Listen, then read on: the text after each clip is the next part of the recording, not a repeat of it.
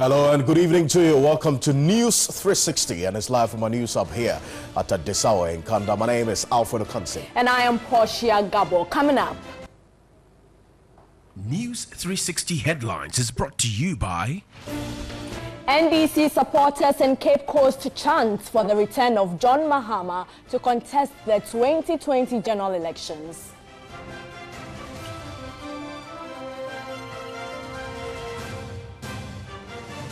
Also in the bulletin tonight, we'll tell you how technology is robbing some families of interpersonal communication.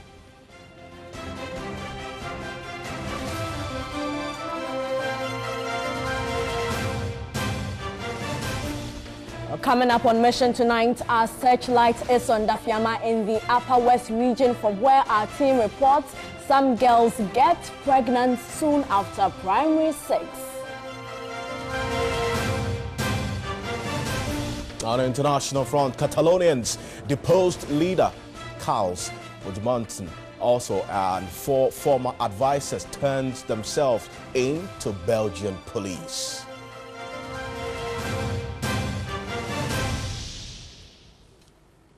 We have details coming up shortly. Do stay with us. In our very first story, former President John Mahama has charged government officials to shun propaganda and exhibit leadership. He was speaking at the 3rd Unity Walk of the party in Cape Coast. The Unity Walk is a campaign initiated by Kojo Bonsu, a former Chief Executive Officer of the Kumasi Metropolitan Assembly. It has since been adopted by the party and already been held in some parts of the country as part of measures to galvanize support. The walk, which began at the Robert Mensah Stadium at Siudu, a suburb of Cape Coast, was patronized by former President John Dramani Mahama, former ministers and government appointees. Amid singing and dancing, the crowd walked through some principal streets of Cape Coast, the Starlet 91 road to Kotokraba, through to Tantre, Bofuedru and Ntin, and finally converged at London Bridge, where party supporters were addressed. Former President John Dramani Mahama called on party supporters to be patient and wait for the party to officially open nominations. He asked President Akufo-Addo to tell Ghanaians the reality and desist from propaganda. President Mahama also urged the media to take the government on for its mistakes as it did to the NDC.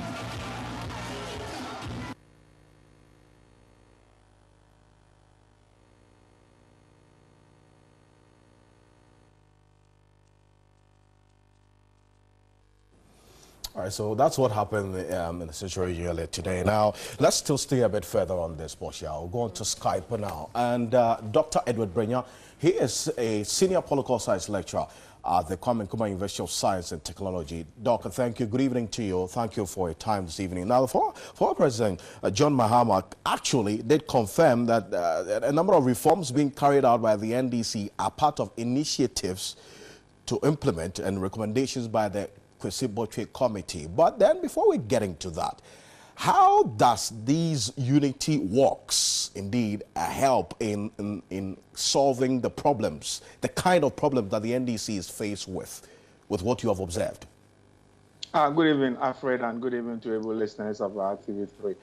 Yes, coming to the question that you posed, you realize that the NDC had suffered defeats that many of the supporters were not happy with. And after the defeat, we saw the backbiting, the blame game that went on within the party. So if we are seeing a form of activity that would rally and give some level of hope to those at the grassroots, of course, I think that NDC, in a way, is going to benefit by uniting the grassroots, projecting a sense of unison among the NDC and give the hope that they can come together to fight for the presidency in 2020. So I think, yes, it does help in actually remobilizing the grassroots. Those who hold dissenting views about this particular unity walk says that even though it involves a section of the rank and file of the party, the absence of certain key leaders and figures within the party it's a clear dent on that effort that you're talking about, sir. I mean, we can look at it from two angles. When we are talking about leaders, remember, the immediate person that actually took the NDC to the last battle was the president, the then president. He has quite a number of his appointees who are part of this unity work. Of course, we can't run away from the fact that if indeed John Mahama wants to be the presidential candidate for 2020, this goes to expose John Mahama to the electorate.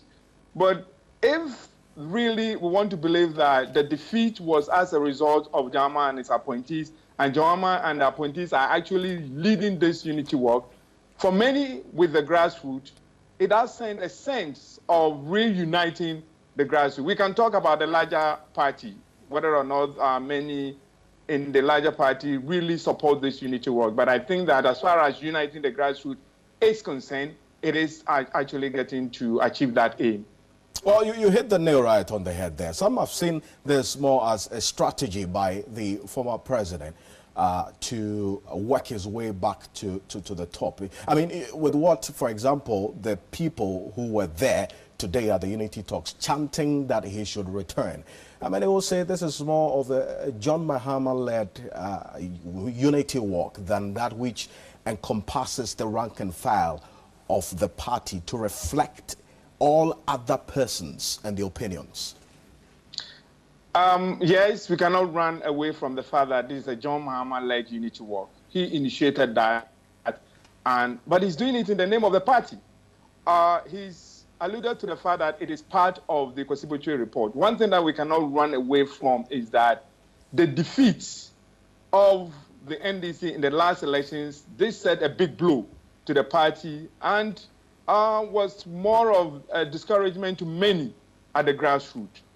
So if the same presidential candidate that fought that battle is the one that is leading, whether it's intended to promote him, I think the central point here is reuniting the grassroots, re-energizing the grassroots.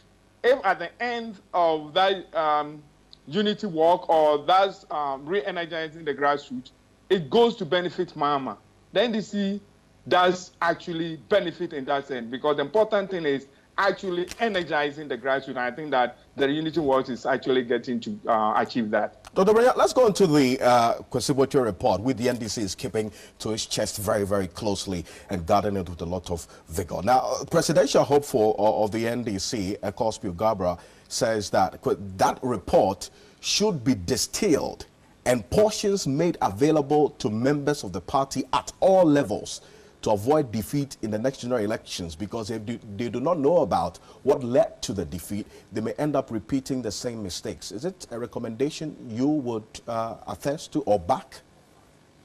I think that I would want to look at the Constitutory report from two angles.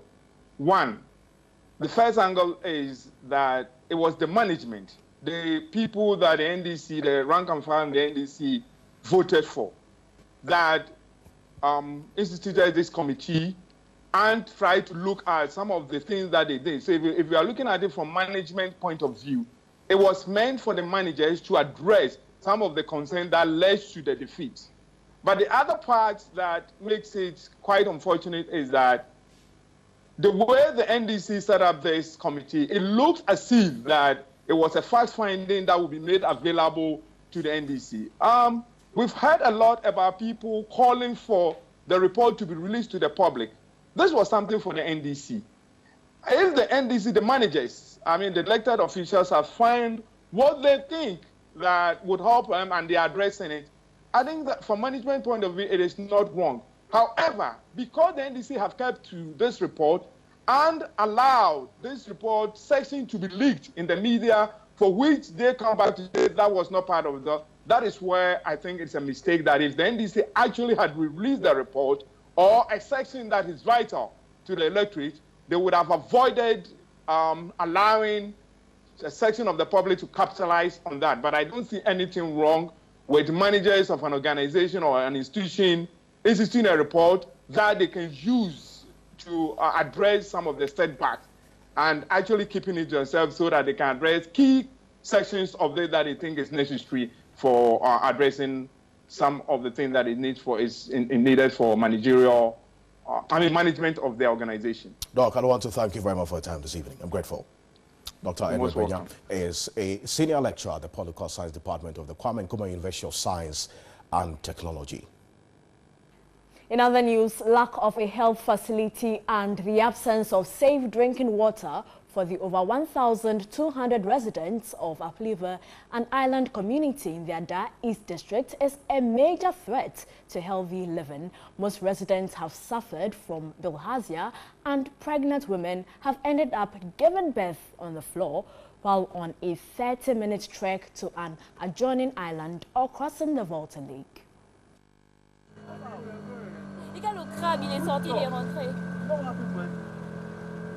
Aflive is one of the 4 island communities at Big Ada in the Ada East District. So this is one of the entry points to this island community, Aflive. But I can tell you that as this island could be developed to become a huge tourist attraction and raking revenue for the country, it has been neglected and totally forgotten.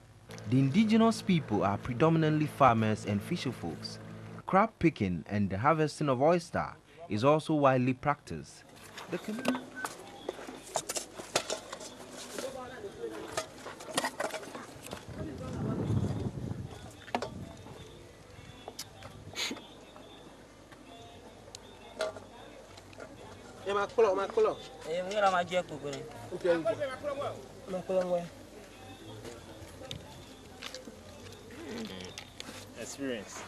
The community does not have a health facility. Residents are compelled to trek some 30 minutes to an adjoining island community, Pediatokope, to access health care. Others with more severe conditions are forced to wait for a canoe to cross the Water Lake to the Ada East District Hospital. Residents contend the absence of a health facility to cater for their health needs is a burden.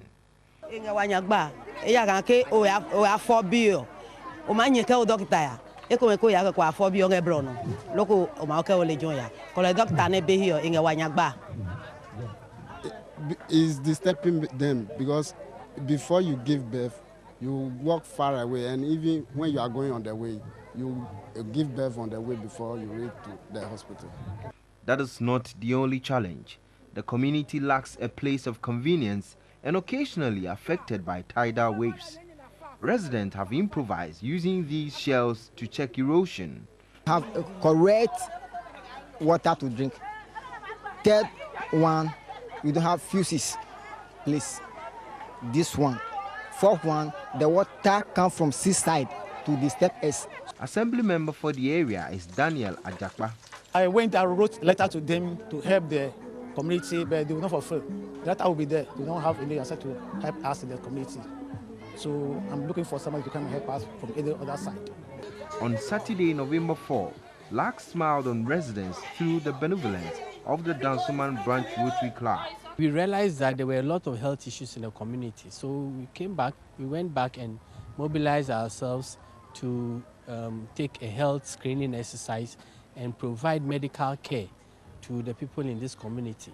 Some 255 residents were screened for various diseases. We picked up a few positives for the hepatitis mainly and the sickle cell, and those are conditions which we think need to be looked at, and therefore we referred them to the nearest hospital for further investigations and management of these patients, of these people.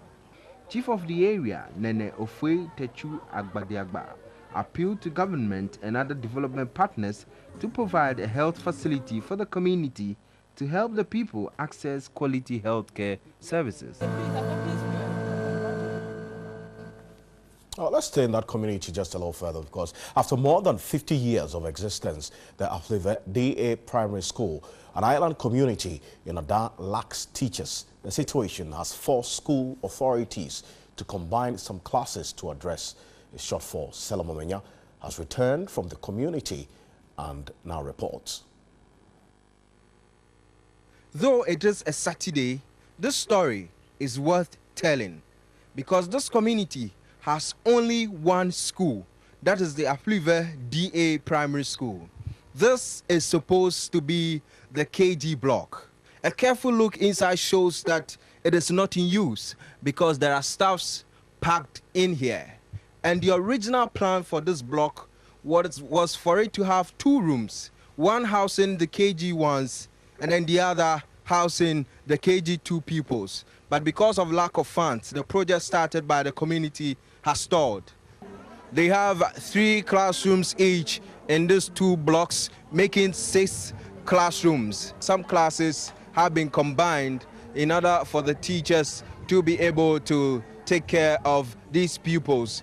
We have here the head teacher of the Aflive DA Primary School, that is Tessia Emmanuel. Thank you very much, sir, for joining us. You're welcome. Let's see, what are some of the challenges? Why have you combined the classes, and which classes have you combined? We've combined the classes because we are understaffed. And the classes combined are KG1 and KG2, P2 and P3, and then P5 and P6, because they are having only one teacher. The same teacher teaches them. So don't you think this is affecting them academic-wise? It's affecting them, really. It's affecting them. If you say you are understaffed, what is the staff strength? We have 4 trained teachers and 1 community teacher. Textbooks we have library books from some donors. The feeding program too is ongoing smoothly. And what is the population of the school? 120. Well, I am told that when they complete the primary level, they have to go to adjoining communities to continue the JHS. And is that the situation? Yes, that's it. Because we don't have JHS here, they have to cross to the next community. That is either Alokpem or Pediatokope for their JHS. But Pediatokope is the same island. They can walk from this community to Pediatokope. How many minutes? About 30 to 40 minutes. We are appealing to the whole country and well wishers if they can come to our aid. For TV3 News, Saloma Menya, Aflive. Away from the Ada district, spending time with families and loved ones has played a critical role in the Ghanaian culture. In the wake of advancements in technology, we ask, are these values still relevant? Isi Benewa Otu has been finding out. The internet, cell phones and social media have become key actors in the lives of many, especially couples, as technology advances and spreads. How are these technologies affecting our interpersonal relationships and communications? People use communication technology for diverse reasons, either for business, connecting with loved ones at long distances, among others. Previously, people have had much closer interactions, binding and bonding them together. Now, it is common to see people at different locations, stuck to their cell phones, laptops, among others. Abubakar Mohammed Sadiq, a Uber driver, glued to his cell phone. With his kind of job, the phone is his companion mostly for business sake. But that was not the case when I caught up with him. What are you doing on your phone now? Right now, I'm just chatting with my friends, as you can see. But you are supposed to be working. Oh, yeah. You see, I just want to take this time as my leisure time, so I'm just here browsing. White man has just made it for us so that the world will be very simple for us, you understand? But we are just spoiling everything as well. And no matter what, this is used for business. Sadiq believes the cell phone has many benefits, but he is abusing it, which is having a toll on his relationship.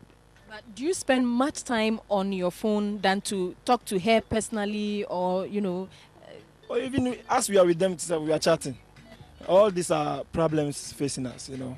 You are with your girlfriend and you are chatting. The person might be thinking something different. Even maybe you are even chatting with your friends.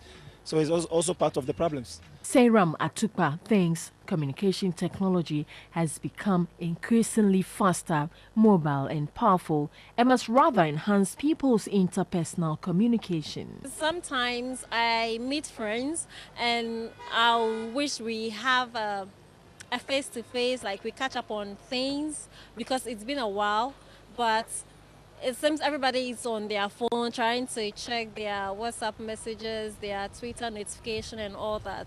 And sometimes I get really angry. Saram says she mostly picks up quarrels with her boyfriend because his phone takes his attention from her when they are together, and that is a major worry. I really wish to have like an alone time with my boyfriend, but sometimes like both of us seem to be on the phone, and that's really not cool. A relationship coach, Jones Butch, is worried about the alarming rate at which relationships are being destroyed due to the cell phone and other technologies. It's very lovely, looking at in those days where one has to write a letter. And I would like to use my personal experience. I was a guy that normally was always mingling with people, especially ladies. And you have to write a letter, you have to go and buy, and a sheet of paper, come carry your pen and be writing all manner of stuff. You are the sugar in my cocoa, and stuff like that. And then later on, have to go to post office and post it. Take maybe 3 weeks and stuff before the person gets it. But here is technology, specifically phone, on social media platform. That quickly you can just say hi and the person responds. Very lovely. So on that positive aspect, you discover that it's building relationship. However, on the negative side also is creating another encounter. The various forms of communication technologies for him must be used in moderation to enhance relationships. Do you see how lovely it will be that you being my wife, we are in the same room, and I just send you, I'm thinking about something. You get it. How will you feel? What are you thinking about? And then I smile and I send the icon that has eye, love with the eye. You see, I'm sending a signal, and then we can use that same platform to enhance our love life. Professor Clement Tijonu, president of Accra Institute of Technology, noted the human race now possesses more opportunities to interact with partners than ever before, but that is abused. Social media technologies are providing abundant opportunity, avenues, and means and ways for us to have productive communication on all aspects of our life, learning, work, business, politics. But the same technology, if not used well, can take more of the 24 hours of your daily life. He called on users to be cautious about its usage. Beautiful technology, and it has helped us a lot, and it continues to help us a lot. Look at the whole social explosion of using this technology to affect the political change in countries all over the world. A lot is happening. It's one of those things that, if you're not careful, it can mess you up big time. Yes, and it's messing some people up big time. For now, it's obvious that advancement in communication technology is taking away the much cherished face-to-face and interpersonal communication. With its enormous benefits, the key word is caution. On November 23, the Queen of Denmark will make an official visit to Ghana as we move from aid to trade. Join the media journal platforms online, on radio and on television as we bring you in-depth coverage of the Queen's visits.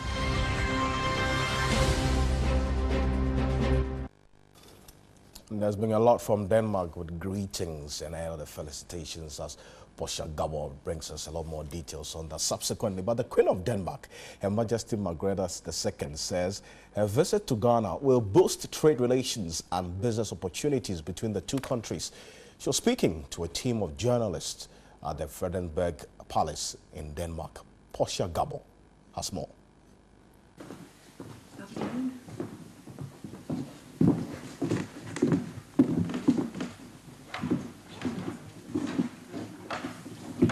The state visit by Her Majesty Queen Margrethe II will take place on the 22nd and 24th November 2017.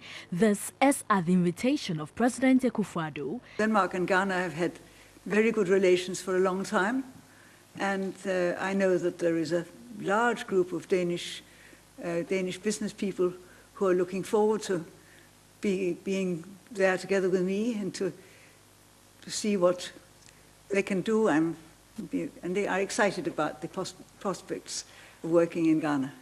The Queen of Denmark will be accompanied by 39 Danish businesses to establish, strengthen and promote links between the two countries. By 2020, Denmark will phase out aid to Ghana and begin a partnership of trade with focus on the maritime, infrastructure and railways, food and agriculture, as well as sustainability sectors. We have a lot of smallish or middle-sized Danish firms who do work worldwide, and I think that's one of our strengths, and I think it might be something that would be of interest and inspiration also for people in Ghana, because you have to start somewhere, and it's a good thing to know that you can actually start in a small thing and make it expand and make it, well, sometimes even worldwide. The first contact between Danes and the people of the Gold Coast was established in the middle of the 17th century.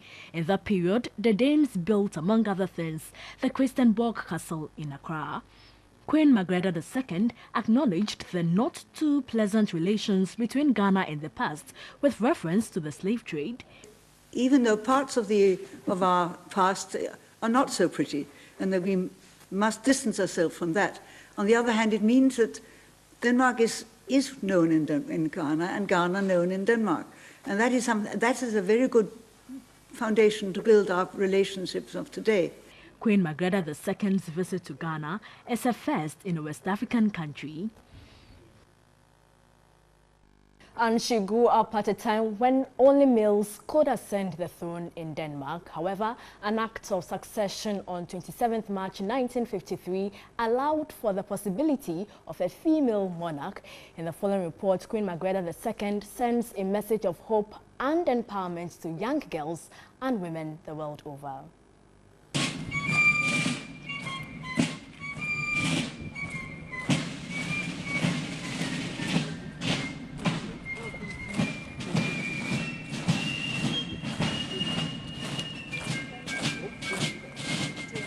The fact that I have succeeded to my father is purely because my parents didn't have any sons, but our constitution was changed while I was still a little girl, and so I grew up knowing that I was going to succeed to my father, and I think it meant quite a lot for a lot of people that a woman could be head of state in Denmark, which had not been possible before.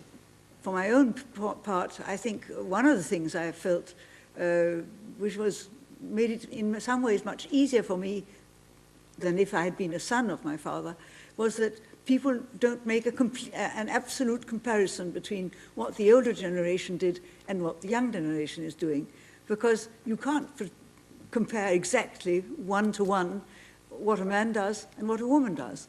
And I hope for my son, when it's his turn, that he will find the same, that they won't make an absolute comparison because he's a man and I was a woman. Queen Margrethe II also spoke about female empowerment. Quite a lot of women have felt that this was important for the position of women in Denmark.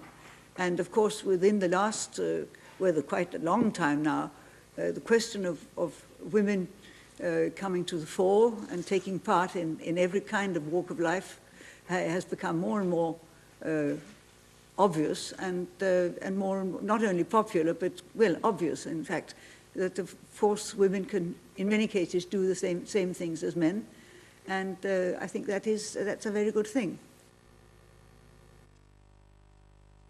A good boost for women all around the world there. But Portia, so for those of you who do not know, Portia just returned from Denmark, but it's a good reason to be positive about this visit, right? Exactly, Alfred. We have 39 Danish businesses, including we have Maersk over there, and then there's this company that produces diabetes drugs. All of them are eager to come to Ghana to promote trade ties between the two countries. So good prospects over there. Fantastic. We hope this will actually boost the relationship between Ghana and Denmark. Absolutely, and that's what we're hopeful for.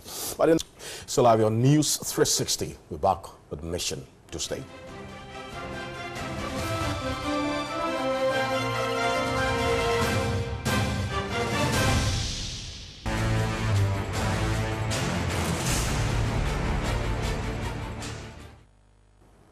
Hello, you're watching Mission on TV3, and this program is sponsored by Star Ghana with support from UKAID, Danida, and the European Union. Well, tonight on Mission, we focus on the girl child in the Wa East District and the Dafiema-Bushi Isa District. Well, the searchlight is an effort to get more girls in school. We begin from the Dafiema-Bushi Isa District. Well, many of them would have been pregnant after class 6, but now efforts are being made to stop this. The Dafiema-Bushi Isa District of the Upper West region had only about 10 girls qualifying to go to senior high school previously, while education officials say a model junior high school for girls will save several girls who would have ended up dropping out.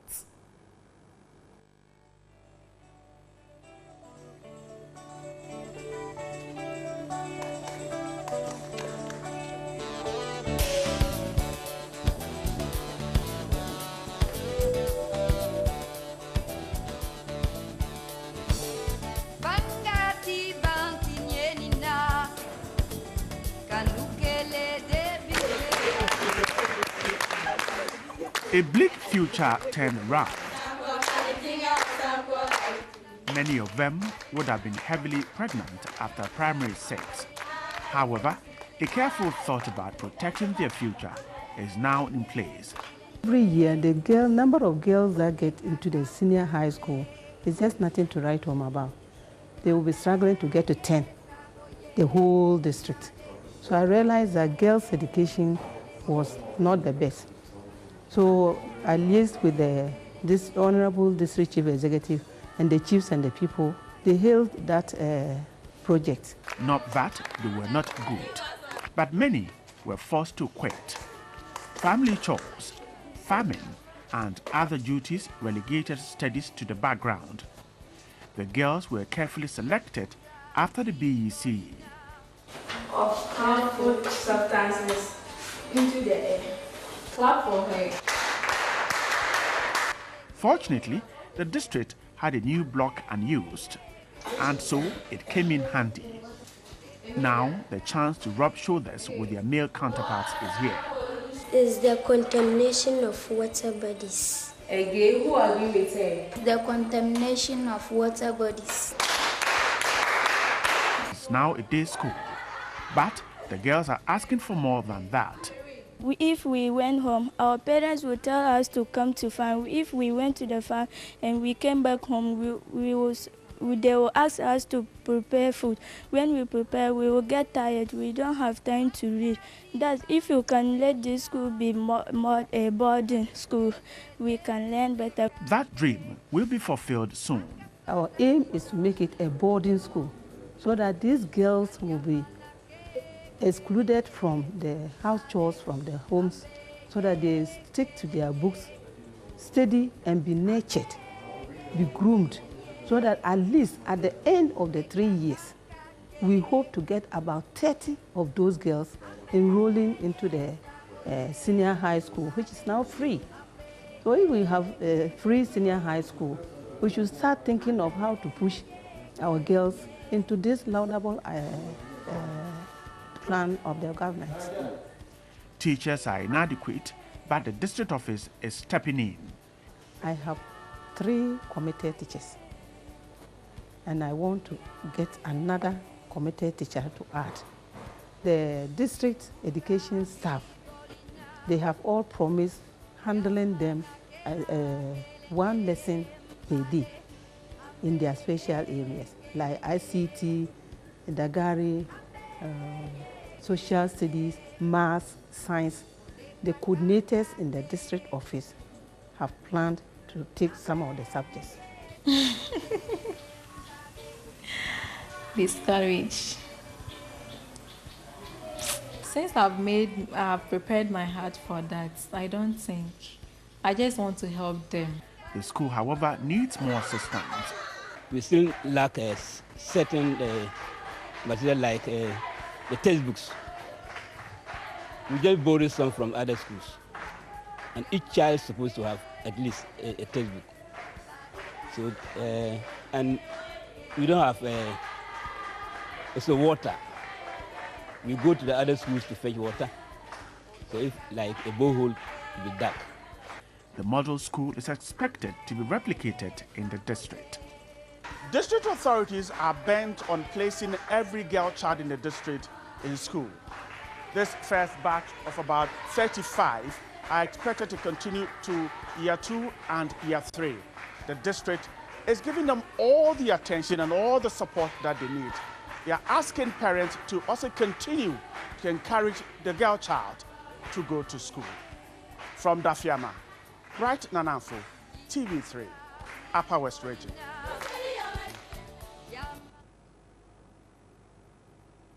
And fighting to get the girl child into school is a tough battle for education officials. Parents have sided with boys who impregnate these girls, making efforts to get the police to arrest them difficult.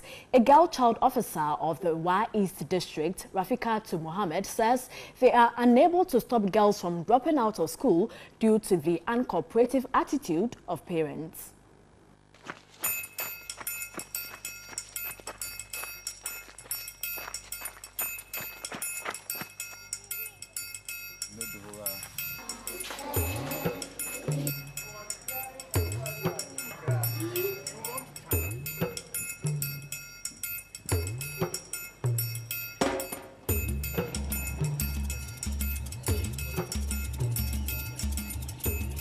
I can talk for the teachers. For them, they are doing their best. But for the side of the parents, some of them, the case will come out. When you take it to the police station, before you realize, they will back up. If it is teenage pregnancy, they will back up and say they've taken cola from the guy's parents. They need serious education. They need sensitization. Everybody needs to talk on that issue.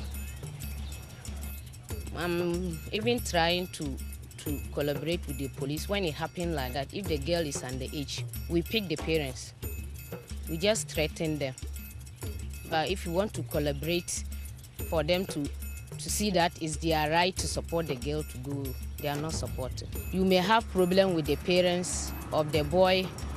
When you get to some time, the girl's parent will also join. You see, when you brought a case like this and you don't have anybody to support, anybody like the parents, they will come out and withdraw. You know, it's a big challenge. But that is your work. You will have to make sure that the girl is protected and safe.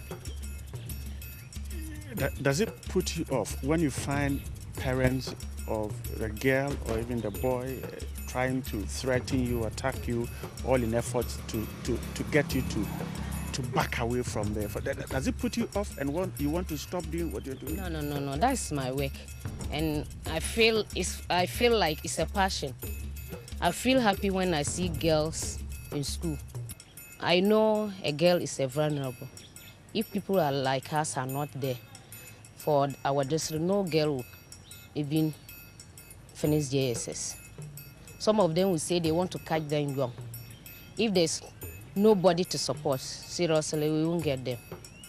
So I don't fear, I don't care of those things. It's my work. That's what I do and they pay me. Why should I fear? How vulnerable is the girl child in the district? When it comes to why is this, we are exceptional. We are not like any other district girl child. Why am I saying this? Almost every community in Wa is there are Gelense issues, this small scale. They are doing it, and the boys, when they get small money, it's these girls they use on.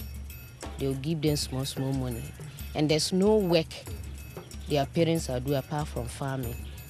And you know, a farmer, when there's no money, sometimes you miss a lot. Is poverty encouraging parents giving their girls out into marriage?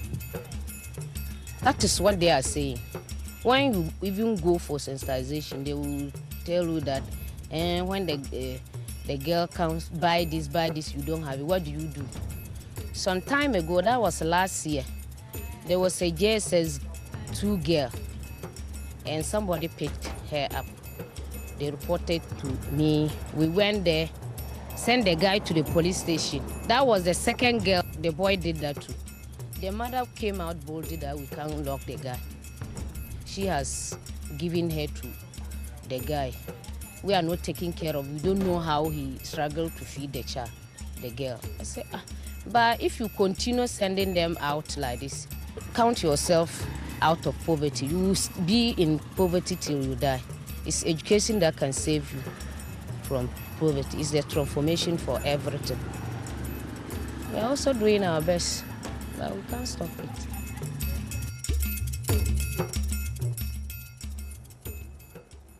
Well, the mission team will continue with advocacy to ensure that every girl child goes to school. Well, that's it for the segment. This program is sponsored by Star Ghana with support from UK Aid, Danida, and the European Union. Thanks for watching.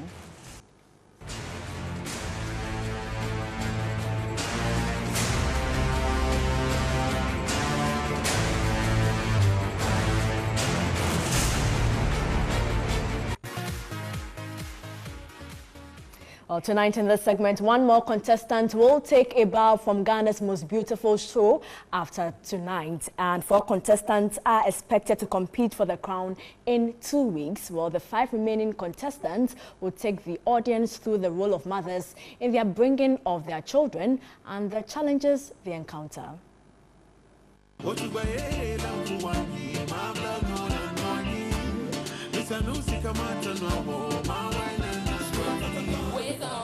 After 11 weeks of back-to-back performances on different topics and tasks, the contestants will stage their final live show tonight. They have informed, educated and entertained the audience on culturally based issues, media and their role in society, hospitality, among others.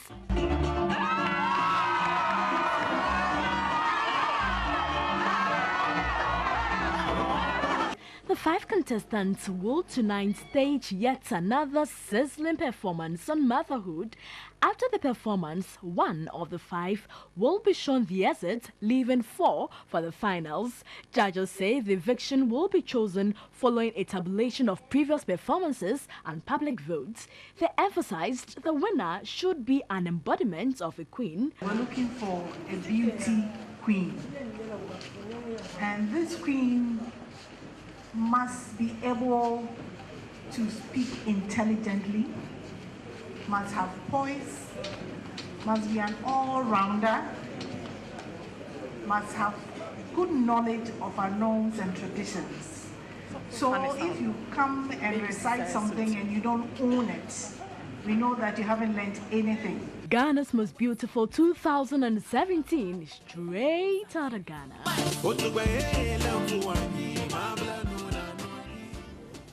Yeah, well, straight from Adesawe. Yeah, that's going to be tonight. I think it's the euphoria and the kind of buzz that this whole GMB this year has created. I mean, it's been good so far. Who do you think will win? Honestly, I don't have a choice. I had a choice, but the choice is out. So let me just pray that the best wins. May the best win, really. Thank you for spending your 60 minutes with us here on News 360. On behalf of the rest of the team, we're grateful. My name is Alfred Kansi. And I am Portia Gabor. Coming up is Ghana's Beautiful.